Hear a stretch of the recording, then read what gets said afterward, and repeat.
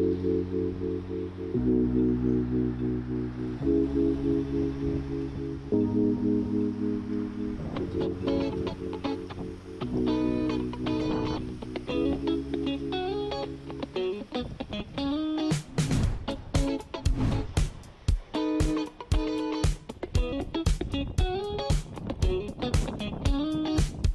cairn est terminé et on a discuté de plusieurs dossiers. Alors le cairn, en fait, c'est ce qui regroupe le Premier ministre, les vice-premiers ministres et puis très souvent la secrétaire d'État au budget dès qu'il y a un impact budgétaire, ce qui était le cas ce matin.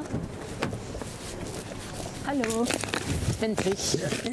Voilà, dat was snel, hè?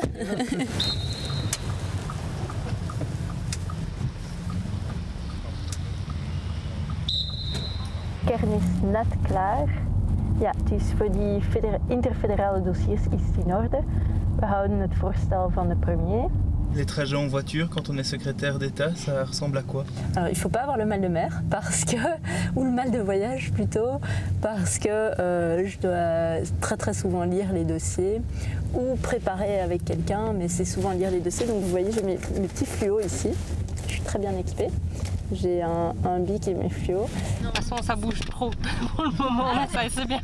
Alors les pavés bruxellois, j'en profite peut-être pour dire, je pense que ça c'est la ville de Bruxelles. Donc si le bourgmestre peut remplacer ou refaire la rue, ce serait génial. Parce que c'est vrai que quand je lis des documents le matin, en général ici, c'est assez bousculant. Pour réussir, parce qu'on considère que c'est un examen qui... Georgine Kinet.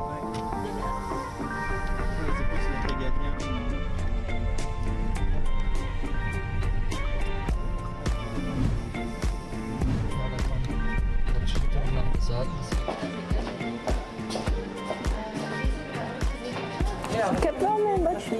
Nee, dat is niet die grijze, hè? Nee. Wacht, hè? Voilà. Ja, dat is Il faut s'habituer parce que j'ai 3 badges différents. Voilà. Is goed, dankjewel. Vous avez appris il y a tout pile 3 semaines que vous deveniez secrétaire d'État. Comment vous l'avez appris? Par un coup de fil, tout ça s'est passé de manière très rapide parce que le palais a ensuite communiqué sur la prestation de serment et j'ai reçu à un moment vraiment une flopée de WhatsApp, de messages et j'ai été surprise moi-même et puis là-dedans il y avait un message de mes enfants qui me demandaient « Maman, c'est quoi cette nouvelle fonction ?» Donc voilà, ça a fait un petit pincement au cœur de ne pas pouvoir leur annoncer moi-même, mais ça fait partie de la rapidité de la transition qui s'est faite. Dag Sarah. Ik heb net een aantal begrotingsakkoorden ondertekend. Ook dat van kosteloze rechtsbijstand mensenhandel, waar wij ook verwezen hebben naar de verschillende adviezen die wij hebben gekregen. Dat is wel voor een wetsvoorstel dan. Ça fait aussi partie de cette fonction de secrétaire d'État au budget. On est sollicité par l'ensemble des départements des SPF au niveau fédéral et chaque fois qu'ils introduisent un dossier, eh bien, le budget doit donner son accord. Dus zij krijgen dan een kopie van dit begrotingsakkoord? Ja. Oké, dan is dat de oplossing. Dan ga ik dat nog onmiddellijk tekenen. Oké, goed. Dankjewel. Ja. Les semaines ont été chargées et ici l'équipe travaille vraiment énormément parce qu'il y a eu tellement avec le contrôle budgétaire, avec aussi le changement de cabinet que c'est quand même très lourd pour l'équipe et donc je voudrais pouvoir aussi engager rapidement pour remplacer les quelques personnes. Heureusement, ma grande chance c'est que la majorité de l'équipe est restée. Hey, dag Robin. Ja, graag. Voilà. Hebben jullie allemaal nog veel begrotingsakkoorden die jullie moeten behandelen of valt dat nog meer? Toch nog een paar. On voit vous êtes avec votre équipe et le budget s'invite quand même durant votre pause de midi. Oui, le budget s'invite toute la journée. Ici, c'est l'ensemble des conseillers qui suivent chacun des matières précises. Donc Robin y suit mobilité par exemple, Maarten y suit justice et il y a toute une série d'accords qu'on aime discuter ensemble parce que d'abord chacun vient parfois dans d'autres départements avec des idées ou des problématiques qui sont similaires et donc ça permet de garder une certaine cohérence, une certaine harmonie. Dat gaat over financiering van de regionale en nationale luchthaven. C'est une équipe très néerlandophone aussi. Oui, oui, bien sûr. C'est une équipe qui a commencé ici avec Eva de Bleker, qui est une équipe qui fait partie d'un cabinet OpenVLD et c'est le but voilà, qu'elle le reste. Alors, il y a l'un ou l'autre, il y en a quand même beaucoup ici aussi qui sont bilingues parce que dans tous les cabinets, c'est tout simplement comme ça au niveau de l'État. La règle, c'est que chacun parle sa langue. Is het nu? Zeg eens? Ja. Ah, voilà. Nu wel. Ja. Hallo. Et je pensais en fait pour ce dossier-là, comme j'ai tout écrit en français, ça ira si je le fais. Pas de souci, on peut faire la discussion en français. Donc c'est un dossier, je comprends que c'est urgent, c'est arrivé récemment et il faut que l'accord du budget sorte très rapidement, c'est ça hein? On a 15 jours pour traiter un dossier recours. Il va y avoir encore un dossier recours qui arrive, mais celui-ci c'est un premier qui concerne les MENA. Ok, parfait. Comme ça sort des enveloppes budgétaires, on doit vraiment avoir une discussion ensemble pour voir ce qu'on peut accorder, ce qu'on ne peut pas accorder, parce que souvent il y a plusieurs demandes, hein, c'est pas juste une dans les documents qu'on reçoit. Et donc ici c'était une réunion avec la conseillère budgétaire qui a eu les documents, qui les a analysés pour voir exactement comment on va rédiger l'accord du budget.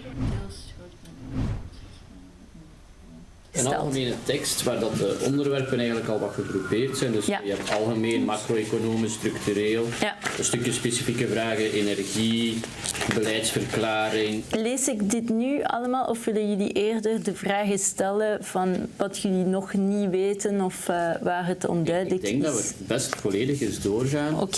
Cette semaine, les députés qui siègent dans cette commission-là ont pu poser toute une série de questions. Ça a duré très longtemps puisque c'est chaque groupe politique, chaque formation qui à son tour pose des questions. Et la semaine prochaine, j'irai répondre au Parlement avec mon collègue, le ministre des Finances. Il répondra, lui, sur les volets plus fiscaux, les recettes. Et moi, je répondrai sur le budget.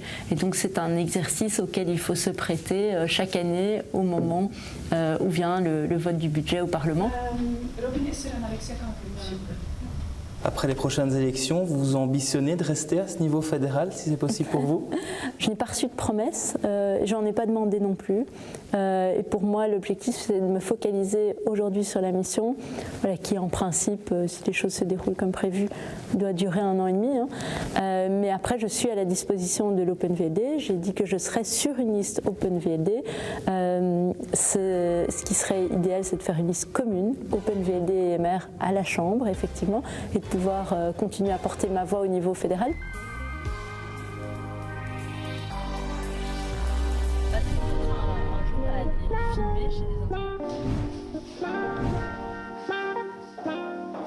Bonjour. Vous allez bien? Ben, pas trop mal à ce stade-ci. Vous avez vu les déclarations du MR ce matin sur la sécurité? Oui, c'est ça. C'est ça, ok. Ça va. Oui, oui. C'est ça. Voilà. Pas de souci. Le reste, c'est le budget, c'est ça? budget, maquillage. Il faut que vous soyez revenu ici à 17h02. Delphine? Vous l'avez déjà fait en 5 minutes?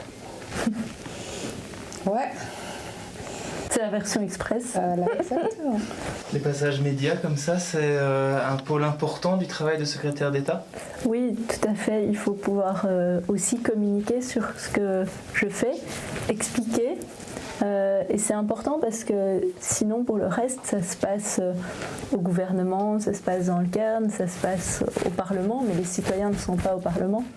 Donc ça fait partie du travail d'explication et de reddition des comptes. En fait, quelque part, c'est une manière de rendre des comptes aux citoyens. Bonsoir à tous. Notre invitée ce vendredi est déjà venue à plusieurs reprises dans cette émission, mais elle revient avec de nouvelles responsabilités et en ayant changé de parti. Elle était chef de groupe pour le mouvement réformateur au Parlement bruxellois. Elle est désormais secrétaire d'État du gouvernement fédéral en charge du budget de la protection des consommateurs. Nous accueillons Alexia Bertrand. Bonsoir Fabrice. Merci d'être avec nous. D'approuver les propositions du mouvement réformateur ce matin, y compris la suspension des locations familiales. Ce matin, je l'ai regardé, mais je pense qu'il y en a beaucoup qui sont intéressantes et il y en a certaines qui avaient déjà été proposées par l'OpenVLD, donc je crois que ça va dans le bon sens, absolument. Non mais ça c'est incroyable. Oh, qu'est-ce qu'elle est belle. C'est une fille? Une femelle? Et comment elle s'appelle? Elle a quel âge? Bientôt 4 ans. Oh, elle est... Mais elle est extraordinaire. Bonjour, mais comment ça va? Félicitations. Mais merci. Mais comme c'est gentil. C'est un événement qui est organisé par Carla de Jong, qui est députée bruxelloise Open VLD, et qui organise un événement pour l'association Diadis qui forme des chiens pour aveugles. Als ik mijn vakantie ga, kunnen jullie mijn hond nemen? Ja, serieus of niet? Nee, maar dat is de meest ongelooflijke hond ooit, hè? Donc dites-nous, ce passage d'Alexia Bertrand à l'Open VLD, ça vous a surpris? Oui, naturellement, ça m'a surpris. Je n'étais pas au courant, mais au fait, ça me fait plaisir. Alexia est quelqu'un de très intelligent, qui travaille beaucoup. Et je crois que pour chaque partie, c'est bien d'avoir quelqu'un comme Alexia à ses côtés. Moi, j'ai gardé évidemment beaucoup d'amis au MR et je continuerai là. Oui, je vais rester dans les deux, évidemment. Mais c'est ça qui est beau. Non, il ne faut pas s'inquiéter. L'Open VLD est très bien aussi. Mais oui, en tout cas, c'est une mission difficile, mais je vais y mettre toute mon énergie. On est ici sur vos terres à Woluwe-Saint-Pierre. Vous envisagez encore un retour à la vie communale, peut-être en 2024, candidat de bourgmestre ou autre chose? Alors ma commune, ça reste vraiment très important, donc je resterai tout à fait engagée dans la commune. On a toujours fait une liste Open MR ici, donc ça s'appelait Open MR, ce qui était l'idée de Carla de Jong d'ailleurs, le Open de Open VLD et MR. Et donc ça, on va poursuivre et je serai certainement candidate aux élections communales de 2024. Oui.